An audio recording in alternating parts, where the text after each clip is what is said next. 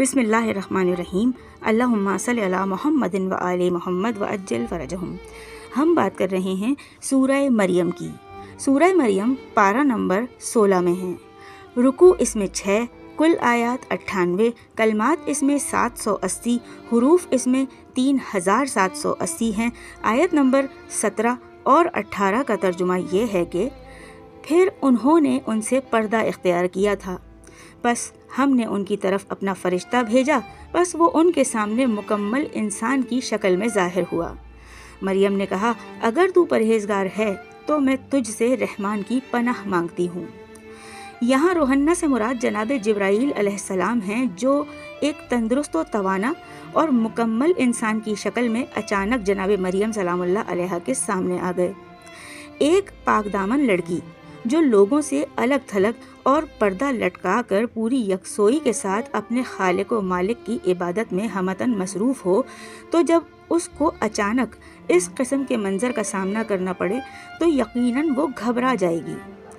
چنانچہ جناب مریم سلام اللہ علیہ گھبرا گئیں اور کہنے لگیں کہ اگر تیرے دل میں خوف خدا ہے تو میں تجھ سے خدائے رحمان کی پناہ مانگتی ہوں۔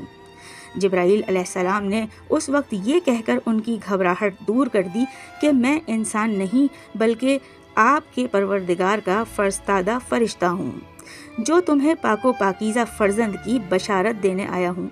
جناب مریم سلام اللہ علیہ گھبرا گئیں اور ایک دوسری وجہ سے پریشان ہو گئیں کہ بچہ تو مرد و زن کے ملاپ سے پیدا ہوتا ہے اور مجھے تو کسی مرد نے چھوا بھی نہیں۔ تو جبرائیل علیہ السلام نے وضاحت کی کہ تمہارا پروردگار کہتا ہے کہ میرے لیے بن باپ کے بچہ پیدا کرنا کوئی مشکل کام نہیں ہے بلکہ بالکل آسان ہے۔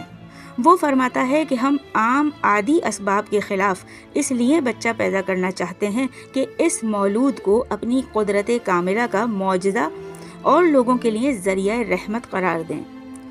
سامعین گرامی، جب جناب مریم سلام اللہ علیہ نے خلوت میں اپنے پاس ایک باریش نوجوان کو دیکھا تو وہ خوفزدہ ہو گئیں اور فرمایا کہ میں تجھ سے اللہ تعالیٰ کی پناہ مانگتی ہوں۔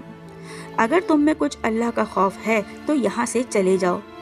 اس کلام سے آپ علیہ السلام کی انتہائی پاک دامنی اور تقوی کا بھی پتہ چلتا ہے کہ آپ نے چیخ کر کسی اور کو آواز نہ دی بلکہ اللہ تعالیٰ سے پناہ مانگی تاکہ اس واقعے کی کسی کو خبر نہ ہو۔